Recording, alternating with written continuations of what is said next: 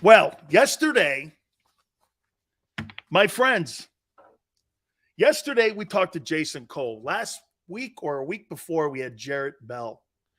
And every one of those guys, they do something really cool for me. And that is they get down to their final list of they said that it was cool for me to say that I'm on their little panel that they have of about 20 guys. And it's an honor that Hall of Fame voters ask me my opinion on somebody. And again, they just take all the intel they can because these guys are guardians of the sport. Getting a gold jacket is clearly one of the most important things in my sport when it comes to an individual player. There's only 300 plus of these guys. My uncle has to be one of them. Robustelli, one of the very few Hall of Famers that's an MVP on the defensive side of the football, won the Burt Bell Award.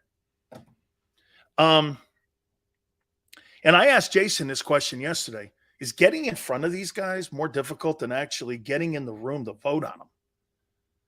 Let's bring in Rick Gosselin, formerly of the Dallas Morning News and now Talk of Fame Network. And Rick and I go back and forth. He sends me stuff all the time. I'm going to get to Gastineau here in a second, and I believe there is a massive case for him. But I want to start with one thing before we get to the Cowboy talk. Sure. Eric Allen.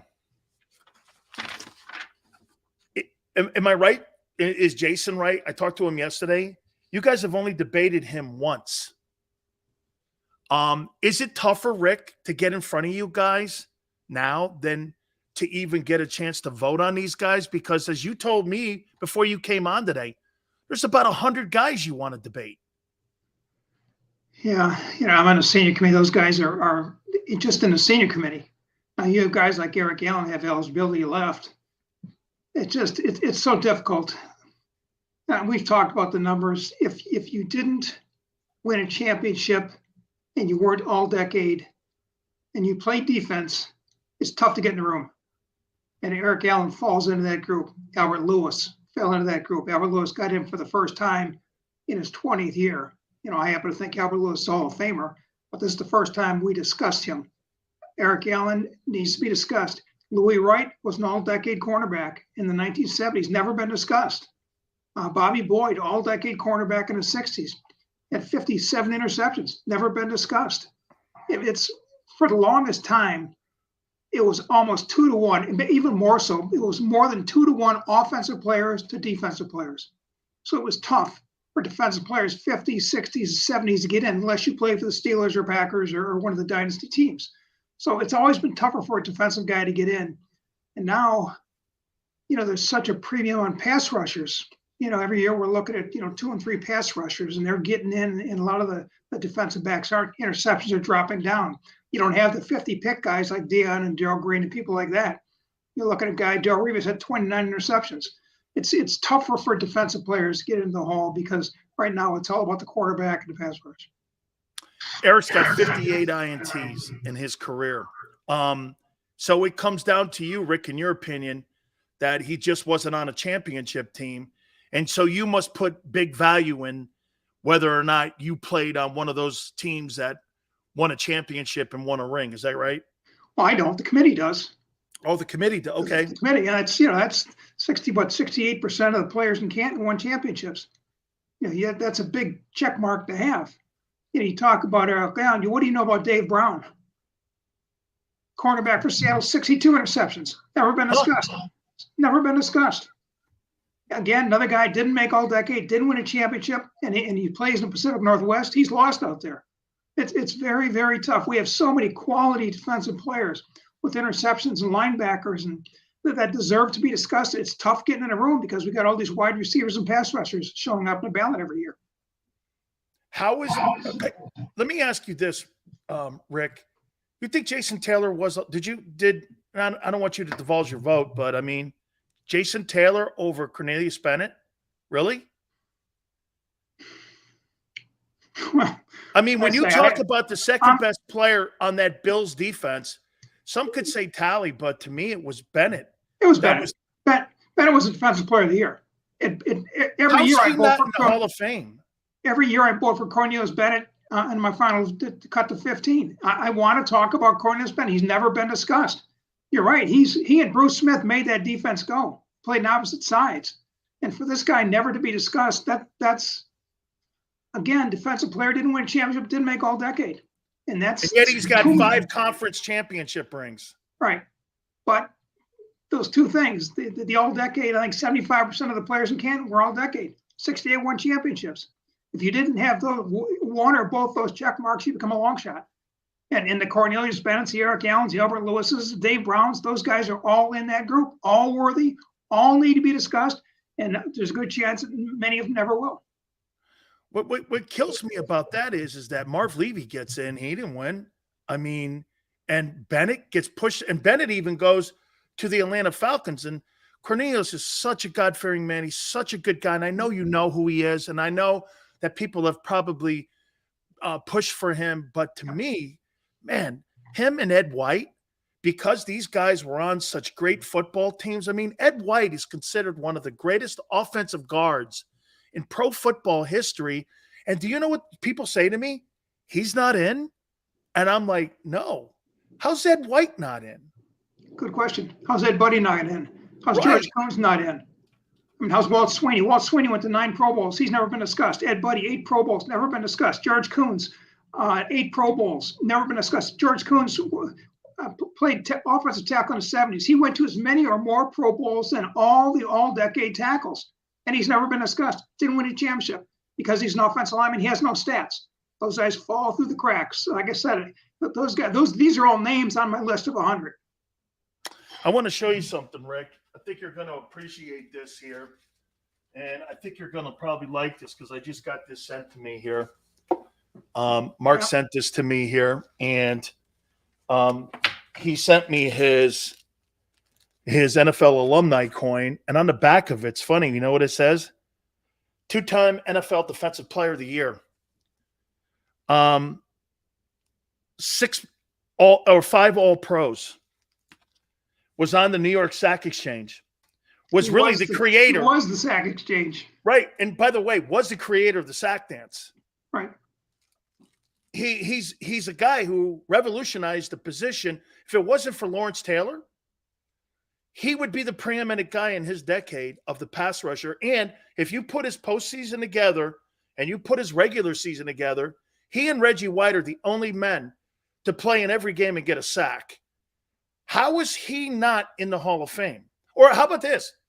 Do you know I get a call around when you guys vote? Do you know I talk to Mark a lot, and he's like, hey, I'm really happy for Klecko. And I'm like, no disrespect. Joe Klecko's a fine ball player, and Joe deserves to be in too. But quite frankly, you were the better player on that team. He was the better player, Rick. He was Klecko, because he was in better favor with the New York media, gets in. From 81 to 85, the highest he finished was 3rd in the defensive MVP voting. And he had, in that window, he had 80 sacks. That same 5-year window, Lawrence Taylor was a 2-time Defensive Player of the Year and runner-up one time. He had 50 sacks. Gastineau had 30 more sacks than Taylor in that 5-year window, and he couldn't get a sniff. All-decade team. We talk about the all-decade team. Mark Gastineau has 105.5 sacks in the 1980s. He's passed over the all-decade team for 4 Hall of Famers. Reggie White, 81 sacks. Howie Long, I think he had 63. Bruce Smith, 50-some. And Leroy Selman, 38. How do you leave Gastineau off the all-decade team when he's a 100-sack guy in the decade alone? Again, he was not a popular guy. You know, when he had the sack dance, that was early on. People didn't like celebration stuff. He crossed the picket line in 87. He's had some off-the-field issues. You know, the controversy about when he walked and when he left the team. He was leading AFC in sacks in 88, walked off the team. Take care of his fiance. He did some things that rankle people, and I think they're holding that against him. He's a guy that should have been discussed. He probably should have gone in before Klecko. He went to a Pro Bowl 5 times in 10 years. Klecko 4 times in 12 years. 3-time All-Pro. Klecko 2-time All-Pro. You know, Joe had 78 total sacks, and 38 of them, I think, came in those 4 seasons he played in. I just think Gastineau is a guy, again, he's on the list of 100. He's a guy that has fallen through the cracks. unfairly, and he needs to be discussed. How about Dennis Harrah? Dennis Harrah played on an offensive line that, do you know that every year he played in the NFL, they never were out of the one or two top rushing teams in the National Football League? I believe, if I'm not mistaken, he's a six-time Pro Bowler. So there have been guys. Now, I look at a guy like Joe Thomas, and I say this to you. How can a guy play on some of the shittiest football teams in the history of the National Football League? And the voters look at that and go, I get the 12. I get it. I get they put him in, but how do you put that together where he never played in a meaningful game? He never in his life played in a meaningful game. And yet Harrah played in all those games, in the NFC Championship games. I think he may have even went to a Super Bowl with the Rams when they got beat in the Super Bowl. I think he was on that old line that got beat by the Steelers.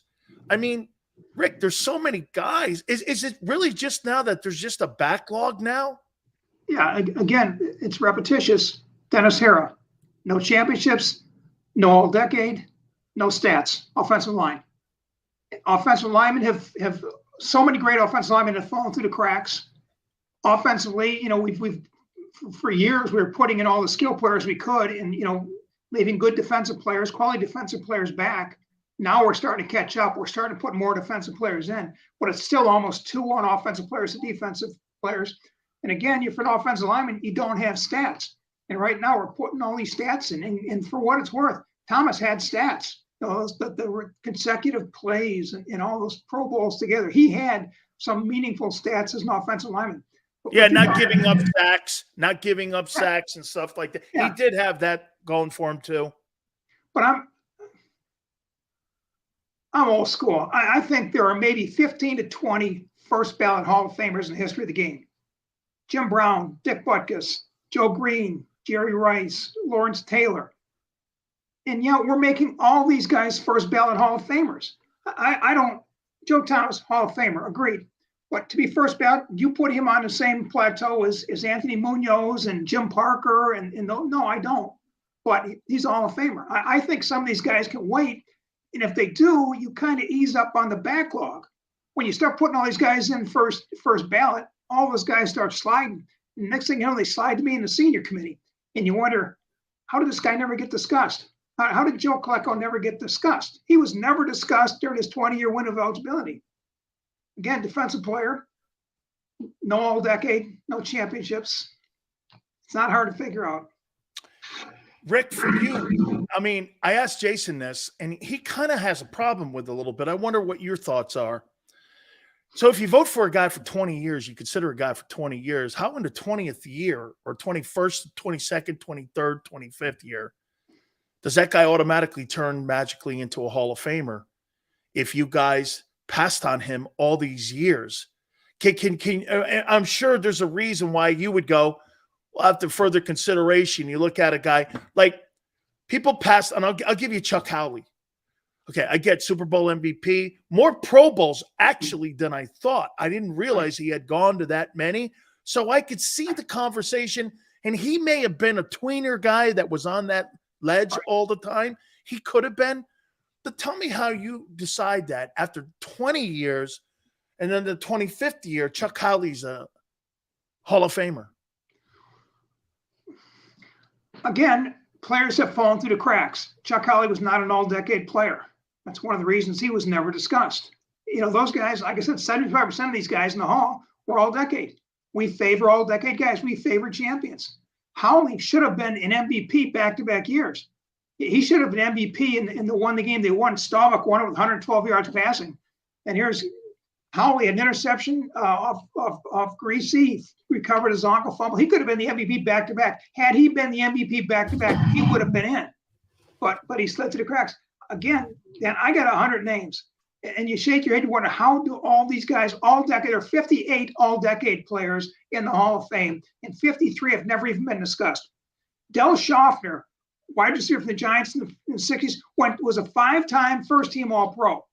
Never been discussed. You look at it, there are 4 5-time first-team All-Pro in the senior committee, never been discussed. If you're a 5-time first-team All-Pro, you need to have your case heard.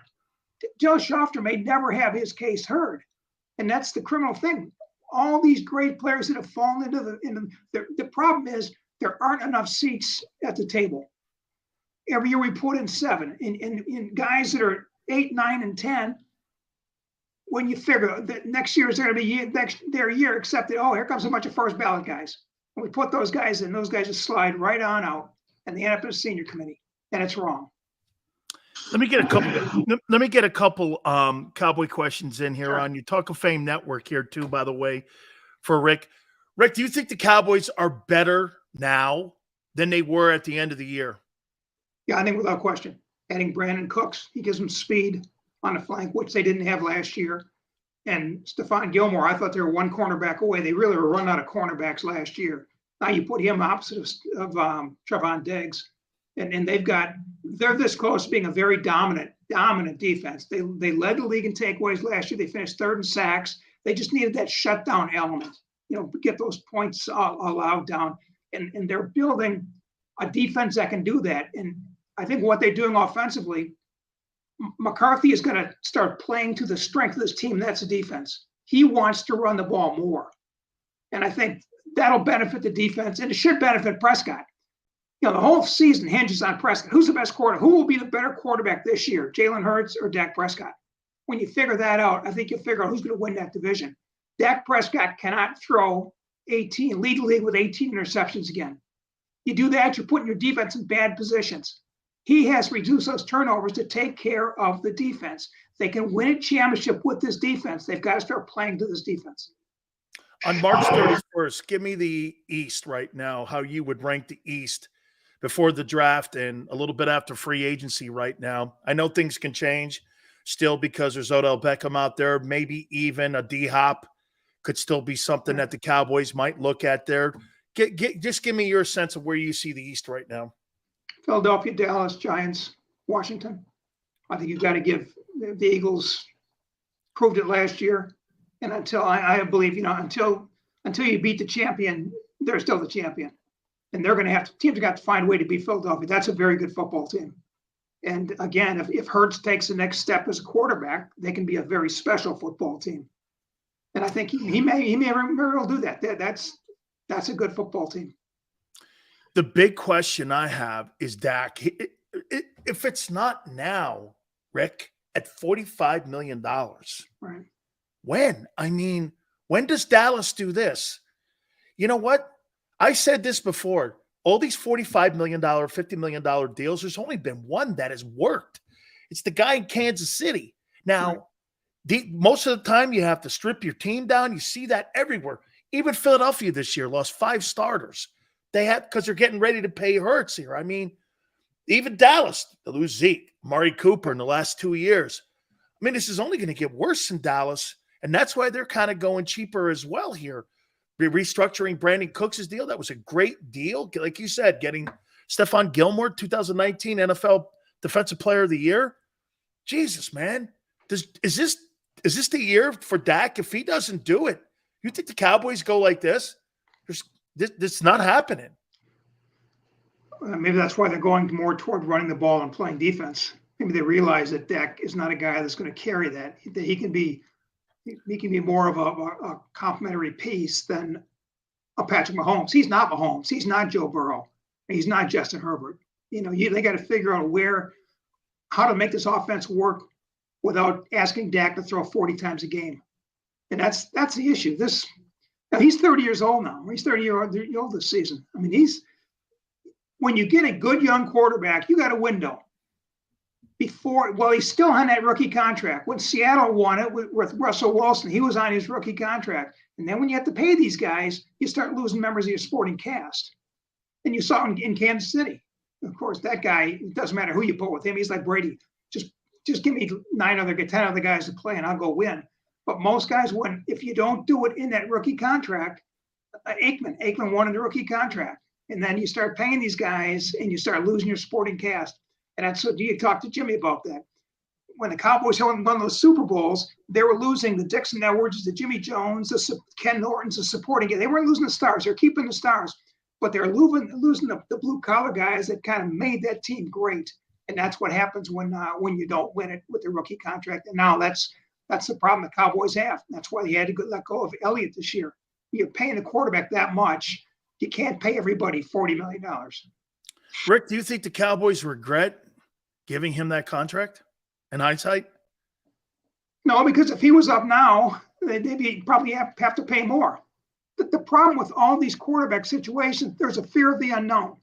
If we don't pay Dak, then who? They got lucky. They had no idea what was coming after Romo. Then Romo gets hurt and they stumbled into Dak. But a lot of these teams pay their quarterback. Like the Eagles, they stumbled into Wentz after they stumbled into Hurts after Wentz. Yeah, exactly. Yeah. But that's tough. The quarterback is the key position in football. And he's the guy, when you pay him, he's got to make everybody better.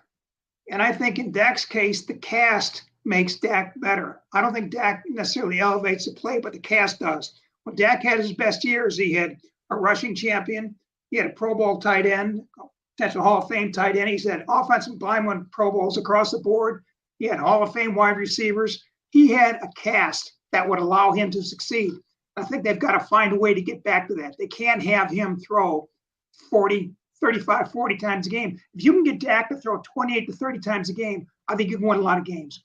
But the more he throws, the less I like him. Rick, are the Cowboys better with Mike McCarthy calling the plays than with Kellen Moore? I think they will be because they're going to play to the defense. They're going to run the ball more. Now, he's not going to become – I was in Kansas City in '78 when Marv Levy brought the wing T back with 3 running backs. He's not going to be running the wing T, but there's going to be more balance. And I don't think you're going to see some of the – there were interceptions Dak threw in the red zone. When you get 3rd and 1, don't throw an interception, run the ball. And I think there'll be smarter decisions like that with McCarthy calling the plays. Again, he's going to play to this defense. They can win a championship with this defense. You've got to protect it and give that defense a chance to win. And I think that's why he'll be a better play caller than Kellen Moore. Rick, is one of also the reasons that Zeke has, and from what I'm understanding, by the way, I'm very tight with Steven and he comes on our program. Sure. And they've actually opened the door up a little bit after like the draft and maybe heading into camp where he could walk back. They've made it so they've made and sent out tentacles that he potentially could come back on a lesser deal. However, you think one of the reasons that they moved like that is because they're targeting the kid from Texas, Bijan Robinson? Well, I don't know if they're drafting high enough to get him. I think you're seeing a little bit of pendulum swinging back toward the running game. You look at the 2 teams in the NFC title game last year, they were running teams, San Francisco and Philadelphia. You got there with a 7th-round draft pick and with Jalen Hurts, who was a 2. I think more teams are starting to run the ball. And I'd be surprised if Robinson is there when the Cowboys go on the clock. You think Cowboys will move up to get him? I don't see that happening. I just don't. The last guy they moved up was for Emmett. The game has moved away from the running backs. I don't think they want to pay a running back. I think they'll find a running back. They found Pollard in 3rd or 4th round, and they need a backup guy. Pollard's going to be the main back. What they're going to miss from Zeke is the blitz pickup. I think they'd love to get him back, because Tony Pollard's not going to pick up many blitzes, but Zeke Elliott is a stout blocker. And I think they would – I know it killed Jerry to cut him because he was one of Jerry's guys. And if they could find some way to get him back in a situation role for the right money, they take him back in a second. 2 last questions for you. Rick, give me your sense of Jerry Jones, the owner of the Cowboys. Just tell me has he been a great owner? Has he been a great football people? And, I think people look at him and they dissect him in 2 different ways. Not a lot of success in the postseason. You know this since Jimmy was there. And, I've said this to you before and I'll say it again. He's replaced every player that he's had on his roster since he's owned that team. And the only player or person he's never been able to replace has been Jimmy. He's never been able to replace that. And do you think that's the driving force for him still to this moment, is that, it's kind of like Brady wanting to win a Super Bowl without Belichick. Do you think that, those 2 guys were They were teammates. They were best friends. They were all of this. And I think that's the one thing that drives the divide between them now is that one guy wants to still to this day take the credit, and the other guy saying, well, if you're so good at it, why haven't you done it again? Yeah, I think without question, Jerry wants to win one. And I think, and people have told him that. You got to prove you can win it on your own. Those three were Jimmy's. Jimmy built that team. And when I pitched him for the Hall of Fame, I pitched him more as a GM than a coach. I mean, a lot of guys could have coached that talent. Like Jerry said, 500 guys could do what Jimmy did. No, as a coach maybe, but there aren't 2 or 3 that could have done what he did as a GM, as a guy who built it, as a guy who entered the Herschel Walker deal and traded Steve Walsh and got a 1 and 2 and a 3. Just in the drafting, getting Stepnoski and Leon Lett in the 7th round, and Daryl Johnson and Larry Brown, who was a Super Bowl MVP in the 12th round. I mean, the edge he had coming out of college, he had recruited a lot of those guys. He recruited Aikman. And he had a better handle on the draft in the first 3 or 4 years as head coach than anybody in the NFL. And he maximized that knowledge and put together a championship team. His value was as a guy who built that team. And he also could handle that team. He psychologically, he had it going. He knew how to handle Charles Haley, and he knew how to handle Michael Irvin. And what he did off the field was is important or more than what he did on the sideline during game day. And I think Jerry has to prove still that he can win one without Jimmy, and he hasn't done it yet. I'm going to close this year with you here, and I told Troy Aikman this, and we went back and forth on Twitter about it. I was there when this whole thing was going down, and it's funny. I think one of the reasons, Rick, that it was Aikman that introduced him for the Hall of Fame was this. Tried recruiting him to go to Oklahoma State. He said no. Tried recruiting him when we broke his leg in Norman to transfer to Miami. Aikman said no. And then he goes to Dallas. Tom Landry, people forget this. Tom Landry and Gill drafted him. He was going to be drafted anyway. He was the Cotton Bowl. Everyone knew Aikman was going to the Cowboys. That was pretty much set in stone. And then when Jimmy gets there, we went to dinner. We went to dinner, Rick, at the steakhouse in Thousand Oaks. And he looked at me, goes, "Hey, hired your boy, man. I see Steve Walsh." I looked at him. I go, "You don't actually think Steve Walsh is going to be the starting quarterback of the Dallas Cowboys, do you?" He goes, "He won a national championship with him." I go, "Let me help you up on here on Jimmy. Jimmy doesn't give a shit about friendships. He only gives a shit about championships. Okay? Get that through your mind." I go, "The dude you see now on TV, that's not Jimmy Johnson."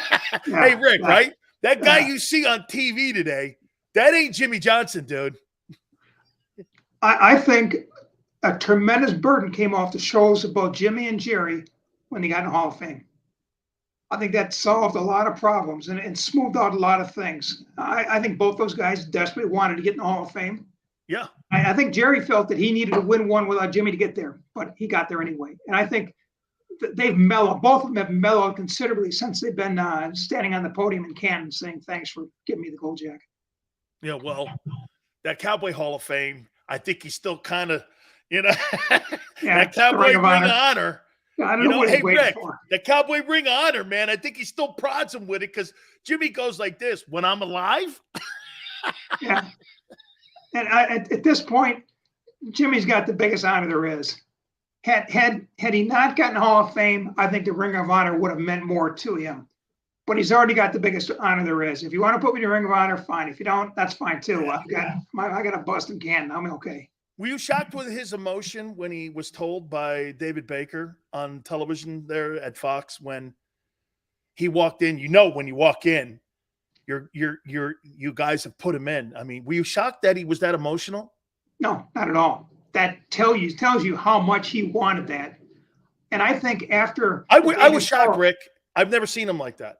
Yeah, I think the day before when Bill Cowher got the word on TV, I think Jimmy may have felt that he missed the bus, that Cowher got in and he wasn't getting in. So I think the fact he wanted it so bad and the fact that he was surprised, that I think he thought that Cowher got the spot. And to get it, I think that was true and honest emotion by Jimmy, and maybe the last time you see that kind of true and honest emotion from Jimmy. Yeah, I was like this, man. I go to this guy doesn't believe in Christmas cards. He doesn't believe in holidays. He doesn't believe in any of that stuff, man. And for him to be like that, I was like, holy cow. Rick, it's so great to catch up with you. And by the way, health and everything to your family. Okay. I know you got some stuff going there, and I just want to send some love out to you. Thank you so much for our friendship, man. Remember, Eric Allen. Got Eric Allen and Gastineau. Got to get these guys in front of you.